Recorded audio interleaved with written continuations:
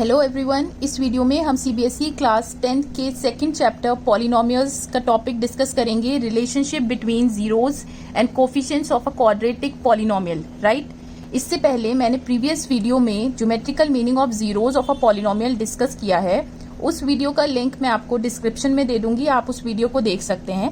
So last video में हमने discuss किया था कि पॉलिनोमियल्स के जीरोस क्या होते हैं। तो हमने देखा था कि x की वो वैल्यूज जिस पे पॉलिनोमियल की वैल्यू 0 हो जाती है उसको हम कहते हैं जीरोस ऑफ अ पॉलिनोमियल। और हमने देखा था कि एक क्वाड्रेटिक पॉलिनोमियल ली थी जिसका स्टैंडर्ड फॉर्म क्या था, ax² + bx + c। This is a quadratic polynomial where a means coefficient of x² should not be equal to 0। तो इस टॉपिक के अंडर हमें ये देखना है कि इस क्वाड्रेटिक पॉलिनोमियल के जो भी जीरोस होंगे, x की वो वैल्यूज जो इस पॉलिनोमियल को 0 कर देंगी, उनके बीच में और कोफिशिएंट्स के बीच में क्या रिलेशन होगा। कोफिशिएंट्स क्या होते हैं वो भी मैंने लास्ट वीडियो में डिस्कस किए थे। वेरिएबल के साथ जो भी कांस्टेंट मल्टीप्लाई हो रहा है उसको आप कोफिशिएंट्स कहते हैं, जैसे कि x² का कोफिशिएंट क्या है a, x का कोफिशिएंट क्या है b और c इज अ कांस्टेंट। तो देखिए, अगर हम कोई क्वाड्रेटिक पॉलिनोमियल ले लें, राइट, और आपको कहा गया है कि इस क्वाड्रेटिक पॉलिनोमियल के जीरोस फाइंड करिए। जीरोस मतलब x की वैल्यूज फाइंड करिए जिस पर ये पॉलिनोमियल 0 हो जाए। तो हम सिंपली क्या करेंगे, इस पॉलिनोमियल को 0 के बराबर इक्वेट कर देंगे, ठीक है। अब हमने क्लास 9 में ये सीखा था कि किसी भी क्वाड्रेटिक इक्वेशन को आप फैक्टराइज कर सकते हैं मिडिल टर्म को स्प्लिट करके। मिडिल टर्म स्प्लिट कैसे करते हैं कि देखिए, +2 × +6, मतलब साइंस आपको जरूर लेने। +2 × +6 क्या हो गया, 12, ठीक है। अब मिडिल टर्म जो है -8, उसको इस तरह से ब्रेक करिए कि सम करें तो -8 आए और प्रोडक्ट करें उन दोनों पार्ट्स का तो +12 आए, ठीक है। तो आप इसको ऐसे लिख सकते हैं, 2x² - 6x - 2x + 6 = 0। आप यहां से पहली दो टर्म्स में से 2x कॉमन ले लिए, we are left with x - 3। Similarly from here x - 3 और यहाँ पर -2 = 0। सो 2x - 2 और x - 3 = 0। अब अगर यहां से आप 2 कॉमन ले सकते हैं, = 0। अब देखिए यहाँ पर ये 3 नंबर्स हैं, पहला नंबर 2, दूसरा नंबर x - 1, तीसरा x - 3। तो तीनों नंबर्स का प्रोडक्ट आ रहा है 0। तो देखिए, इनमें से कोई एक नंबर 0 होगा तभी प्रोडक्ट 0 पॉसिबल है। तो 2 तो 0 है ही नहीं, तो या तो x - 1 0 होगा या फिर x - 3 0 होगा, ठीक है। तो यहां से x की वैल्यू आ गई 1 और यहां से x की वैल्यू आ गई 3। तो आप ये कहेंगे कि 1 और 3 क्या हो गए, इस पॉलिनोमियल के जीरोस। तो जब आप 1 और 3 को यहाँ पे रख के देखेंगे x की जगह, तो पॉलिनोमियल हमारा 0 हो जाएगा। 1 और 3 तो जीरोस हो गए, लेकिन x - 1 और x - 3 इसको आप कहते हैं factors of quadratic polynomial, right. So अब हम नेक्स्ट क्वाड्रेटिक पॉलिनोमियल लेते हैं और कहते हैं कि इसके आप जीरोस फाइंड करिए। तो फिर से आप क्या करेंगे, इसको आप 0 के बराबर इक्वेट कर दीजिए, ठीक है। नाउ अब मिडिल टर्म स्प्लिट करके इसे फैक्टराइज कीजिए। +3 × +9 = 27। नाउ अब -12 को ऐसे ब्रेक कीजिए कि दोनों पार्ट्स का जब आप सम करें तो -12 आए और प्रोडक्ट करें उन दोनों पार्ट्स का तो +27 आए। तो देखिए, आप ऐसे लिख सकते हैं, -x - 3x + 9 = 0। नाउ 3x आपने कॉमन लिया, x - 3 से यहाँ मल्टीप्लाई कर दिया, सो this will B 3x - 3 x - 3 = 0। First term में से आप 3 कॉमन ले सकते हैं, = 0। 3, तो हमने देखा कि 1 और 3 फिर से इस क्वाड्रेटिक पॉलिनोमियल के जीरोस हैं, ठीक है। अब आप यहाँ पे 2 चीजें ऑब्जर्व कीजिए। पहली चीज कि हमने जो क्वाड्रेटिक पॉलिनोमियल लिया था ये वाला और दूसरी बार लिया था ये वाला, लेकिन दोनों के जो जीरोस थे वो दोनों केस में आए सेम। तो इस स्टेप पे आप ऑब्जर्व कीजिए कि जो दोनों फैक्टर्स हैं यहाँ पर किससे मल्टीप्लाई हो रहे हैं, 2 से, और यहाँ पे जो फैक्टर्स हैं वो भी यही हैं, सेम है, बट मल्टीप्लाई किससे हो रहे हैं, 3 से। तो अगर हम इन फैक्टर्स को 5 से मल्टीप्लाई कर दें तो क्वाड्रेटिक पॉलिनोमियल दूसरा हो जाएगा, लेकिन जो जीरोस होंगे वो तो 1 और 3 रहेंगे, ठीक है। तो यहाँ से हमें ये बात समझ आई कि ऐसे इनफाइनाइट पॉलिनोमियल्स होंगे जिनके जीरोज 1 और 3 होंगे, राइट। नाउ सेकंड चीज क्या हमको ध्यान देनी है कि अगर हम इस क्वाड्रेटिक पॉलिनोमियल के जीरोज को नाम दे दें और कह दें कि अल्फा और beta are the zeros of quadratic polynomial, तो डायरेक्टली आप क्वाड्रेटिक पॉलिनोमियल कैसे लिख सकते हैं अगर अल्फा और बीटा आपको जीरोज गिवन है। आप इस स्टेप को ऑब्जर्व कीजिए कि जीरोज क्या थे 1 और 3 और फैक्टर्स जो हैं वो x-1 और x-3 हो गए। फैक्टर्स यहाँ पे क्या हो जाएंगे x minus alpha into x minus beta, और 2, 3 और भी कोई नंबर हो सकता है, उसको आप कह सकते हैं k। लिख दीजिए where k is any constant, ठीक है। तो डायरेक्टली आपको क्वाड्रेटिक पॉलिनोमियल मिल जाएगी जो कि आपके बराबर होगी, ठीक है। तो अब हम क्या करेंगे कि इन दोनों फैक्टर्स को मल्टीप्लाई करेंगे। We will get x square minus beta x minus alpha x plus alpha beta, alpha x plus alpha beta. Now x square minus common ले लीजिए, so this will be alpha plus beta x plus alpha beta, this is equal to, तो अब के से सारी terms को आप multiply कर दीजिए। वी विल गेट के टाइम्स अल्फा बीटा। अब आप लेफ्ट हैंड साइड और राइट हैंड साइड को कंपेयर कीजिए, तो यहाँ पर एक्स स्क्वायर का कोफिशिएंट क्या है a और यहाँ पर एक्स स्क्वायर का कोफिशिएंट क्या है k, तो a is equal to k। Similarly coefficient of x is b और यहाँ पर minus k alpha plus beta, और constant term c is equal to k times alpha beta. आप a ओवर b फाइंड करें तो you will get k divided by minus k alpha plus beta, k और k cancel हो जाएगा, cross multiply किया alpha plus beta को, so you will get minus b over a। b क्या है coefficient of x और a क्या है coefficient of x square. Similarly अगर हम c ओवर a फाइंड करें you will get k alpha beta divided by k से k cancel, c over a, c क्या है कांस्टेंट टर्म। सो अब हमें क्वाड्रेटिक पॉलिनोमियल के zeros that is alpha beta और क्वाड्रेटिक पॉलिनोमियल के कोफिशिएंट्स के बीच में रिलेशन मालूम हो गया कि सम of the zeros minus b over a के बराबर होता है और product of the zeros c over a के बराबर होता है। तो यही हमें फाइंड करना था। यहाँ से हमने एक चीज और सीखी कि अगर क्वाड्रेटिक पॉलिनोमियल के जीरोज आपको गिवन है तो डायरेक्टली आप क्वाड्रेटिक पॉलिनोमियल लिख सकते हैं। इस स्टेप को देखिए, तो क्वाड्रेटिक पॉलिनोमियल आप कैसे लिख सकते हैं, यहाँ से देखिए k इज एनी कांस्टेंट और x square minus sum of the zeros into x plus product of the zeros. So इन दोनों कंसेप्ट पे पॉलिनोमियल्स के बहुत इंपॉर्टेंट क्वेश्चंस बनते हैं जो कि आपके एग्जाम्स में पूछे जाते हैं। तो फर्स्ट ऑफ ऑल मैं एक्सरसाइज कराऊंगी और फिर नेक्स्ट वीडियो में उन क्वेश्चंस को हम डिस्कस करेंगे। तो देखिए इस कंसेप्ट पे बेस्ड एक और इम्पॉर्टेंट सवाल आपके एग्जाम्स में अक्सर पूछा जाता है कि अगर अल्फा और बीटा दो जीरोज हैं क्वाड्रेटिक पॉलिनोमियल के तो कितने पॉसिबल क्वाड्रेटिक पॉलिनोमियल्स बन सकते हैं। तो देखिए यहाँ पर k जो है वो कांस्टेंट है, तो जैसे जैसे हम k को चेंज करते रहेंगे हमें डिफरेंट पॉलिनोमियल्स मिलते रहेंगे, लेकिन जीरोज हमारे सेम होंगे कि we can have infinite quadratic polynomials, right. Now exercise 2.2 शुरू करते हैं। फर्स्ट क्वेश्चन में आपसे पूछा है कि इन गिवन क्वाड्रेटिक पॉलिनोमियल्स के जीरोज फाइंड करिए और उसके बाद जो हमने रिलेशनशिप सीखा था कोफिशिएंट्स और जीरोज के बीच में उनको वेरीफाई करिए। सो ये क्वाड्रेटिक पॉलिनोमियल है।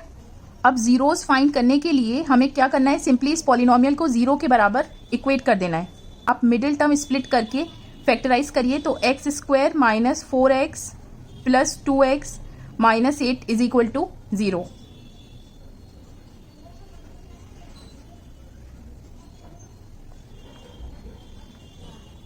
दैट मीन्स कि जीरोज आ गए -2 और 4, तो किसी को भी आप अल्फा ले लीजिए और किसी को भी आप बीटा कह दीजिए।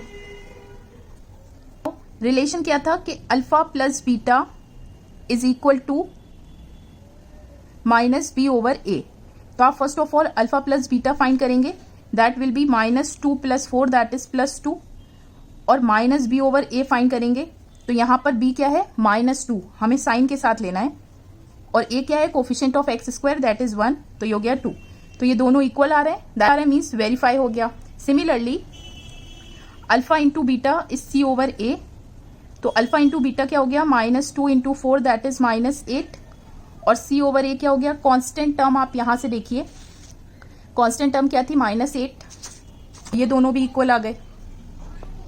नाउ सेकेंड क्वेश्चन देखिए, अब इसे फैक्टराइज कीजिए. So this will be 4s square minus 2s plus 1 is equal to 0.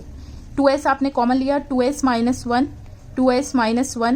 Minus 1 is equal to 0. So 2s minus 1 is equal to 0. तो अल्फा आप कह दीजिए हाफ, बीटा को भी हाफ. सो ये हो गए आपके पास जीरोस. और अल्फा इंटू बीटा हो गया 1/2 इंटू 1/2 दैट इज 1/4. तो माइनस बी ओवर ए क्या है, यहाँ पे बी क्या है -4, माइनस ऑफ -4 और ए क्या है 4, दैट विल बी 1. ठीक है. और अल्फा प्लस बीटा 1 था ही, तो ये वेरीफाई हो गया. सिमिलरली अल्फा इंटू बीटा क्या था, सी ओवर ए, कॉन्स्टेंट टर्म क्या है 1, ये है 4. सो ये होता है इसके बराबर, क्या वेरीफाई हो गया. नाउ थर्ड क्वेश्चन करते हैं हम.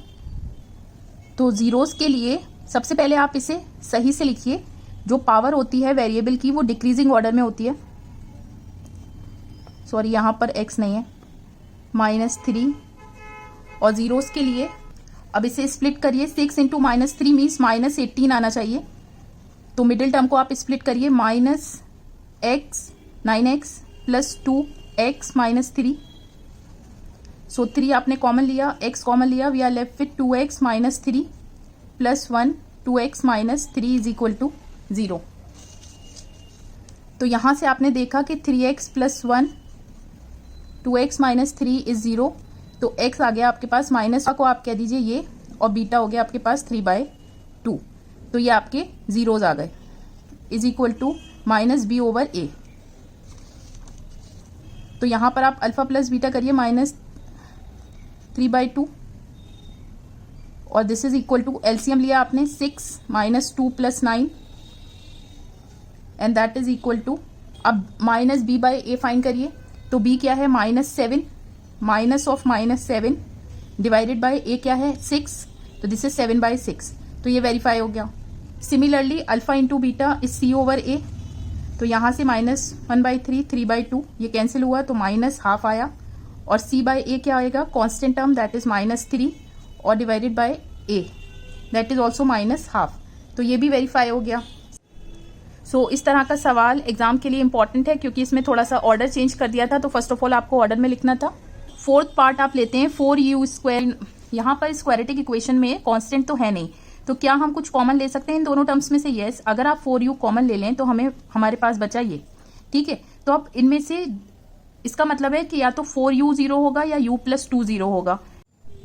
नाउ ये 0 हुआ या ये 0 हुआ, तो यहाँ से u की वैल्यू आ गई 0 डिवाइडेड बाई 4 और u इज इक्वल टू -2. तो राइट. तो यहाँ पर अल्फा प्लस बीटा हो गया 0 प्लस -2 दैट इज -2 और -b ओवर a क्या हो गया माइनस, और b क्या था 8 डिवाइडेड बाय 4 इज -2. तो ये वेरीफाई हो गया. सिमिलरली अल्फा इंटू बीटा आपके पास हो गया 0 इंटू -2 दैट इज 0 और c ओवर a किसके बराबर होता है कांस्टेंट टर्म तो यहाँ 0 है, तो 0 डिवाइडेड बाय 4 इज 0. तो ये वेरीफाई हो गया. ठीक है. And it's simple. Now fifth question देखिए. 0 इक्वेट कर दीजिए. तो t is equal to t² is 15. So t is equal to ±√15 right. क्योंकि जब आप प्लस का स्क्वायर करेंगे तब भी 15 आएगा, -√15 का स्क्वायर करेंगे तब भी +15 आएगा राइट. तो जीरोज हो गए alpha. Now alpha plus beta is -b over a, ये आप जानते हैं. सो अल्फा प्लस बीटा हो गया 15 प्लस -√15 दैट विल बी 0 और ये किसके बराबर हो गया माइनस, और b क्या है यहाँ पे कोफिशिएंट ऑफ t होता जो कि है ही नहीं, तो 0 हो गया. और a क्या है coefficient of t² that is 1 that is also 0. तो ये दोनों इक्वल आ गए. Similarly alpha into beta is √15 into -√15 that is -15 और c ओवर a किसके बराबर हुआ constant term that is -15 divided by a that is -15. तो ये दोनों आपस में वेरीफाई हो गया. नाउ 6 क्वेश्चन करते हैं. 3 इंटू -4 -12 आना चाहिए. तो आप इसको ऐसे लिख सकते हैं -4x plus 3x -4 0. So x आपने कॉमन लिया 3x -4 plus 1 3x -4 is equal to 0. So x plus 1 3x -4 is 0 this. अब आप वेरीफाई खुद से कीजिएगा राइट. यहाँ पर आपको एक क्वाड्रेटिक पॉलिनोमियल फाइंड करना है जिसमें सम ऑफ द जीरोज ये पहला वाला नंबर होगा और प्रोडक्ट ऑफ द जीरोज दूसरा वाला नंबर होगा। तो पता है कि क्वाड्रेटिक पॉलिनोमियल हम कैसे लिखते हैं जब हमें सम ऑफ द जीरोज और product of the zeros given होता है। यहाँ पे फर्स्ट पार्ट करते हैं। तो सम ऑफ द जीरोज आपको गिवन है 1/4, that is -1/4 x plus product of the zeros given है -1, so this is equal to -1। So अगर आप इसे सिंप्लीफाई करेंगे x² माइनस x/4 -1, एलसीएम लिया आपने तो आपको मिल गया 4x² minus x minus 4 divided by 4। तो आप इसको ऐसे लिख सकते हैं ना 1/4 इंटू 4x²। तो मैंने आपको बताया था ये वाली टर्म क्या है k, तो पॉलिनोमियल आपका सिंपलेस्ट फॉर्म में लिखना है, मीन्स ये हमने k को हटा देना है क्योंकि k आप लगाएं ना लगाएं जीरोस हमेशा क्या होंगे, सेम होंगे। आप निकाल के भी देख सकते हैं। सम ऑफ द जीरोस क्या है √2x plus product of the zeros 1/3। फिर से आप इसे एलसीएम लीजिए 3x² माइनस 3√2x प्लस 1/3। तो ये हो गया पॉलिनोमियल आपके पास। यहाँ पे k क्या है 1/3, तो पॉलिनोमियल हो गया आपके पास this and it's simple. Now third देखिए p ऑफ x क्या हो गया x² minus sum of the zeros क्या है 0 into x plus product of the zeros is √5, so we will get x² plus √5। Simple है। और फोर्थ देखिए सम ऑफ द जीरोस क्या है, आप लिखेंगे x² minus sum of the zeros क्या है 1 into x plus product of the zeros क्या है 1, so this is x² minus x plus 1। So fifth part में पॉलिनोमियल हो गया आपका ये। नाउ लास्ट पार्ट में आपको पॉलिनोमियल लिखना है, तो x² minus sum of the zeros क्या है 4 और प्रोडक्ट ऑफ द जीरोस क्या है 1, तो ये पॉलिनोमियल हो गया। सो बस इस एक्सरसाइज में 2 ही क्वेश्चंस थे जो कि मैंने करा दिए हैं। हाँ, बस एक चीज ध्यान रखिएगा कि जो आप करते हैं उसको आपको पूरा कंप्लीटली लिखना है, तभी आपका सॉल्यूशन कंप्लीट होता है। तो जैसे मैंने तो यहाँ पे शॉर्ट में एक बार फॉर्मूला लिखा और बता दिया, बट जब सवाल आए तो आप लिखेंगे कि पॉलिनोमियल जो है वो हम इस तरह से लिखते हैं, इसलिए हम ऐसा यहाँ पर कर रहे हैं। तो मीन्स ये फॉर्मूला लिखना जरूरी है, राइट, तभी आपका सॉल्यूशन कंप्लीट होगा। सो इस वीडियो में बस इतना ही। नेक्स्ट वीडियो में मैं पॉलिनोमियल्स के कुछ इंपॉर्टेंट क्वेश्चंस कराऊंगी जो कि लास्ट ईयर क्वेश्चन पेपर्स में पूछे गए थे, और कुछ ऐसे सवाल जो सैम्पल पेपर्स में भी हैं और जो आपके एग्जाम्स के लिए बहुत इंपॉर्टेंट होंगे। सो उम्मीद करती हूँ कि पॉलिनोमियल्स का ये टॉपिक आपको समझ आया होगा, क्वेश्चंस क्लियर होंगे और वीडियो आपको अच्छी लगी होगी। अगर वीडियो अच्छी लगी तो प्लीज़ वीडियो को लाइक ज़रूर कीजिए, इसको आगे शेयर करिए और चैनल को सब्सक्राइब करिए to stay in touch with more such updates. Till then, take care, stay safe.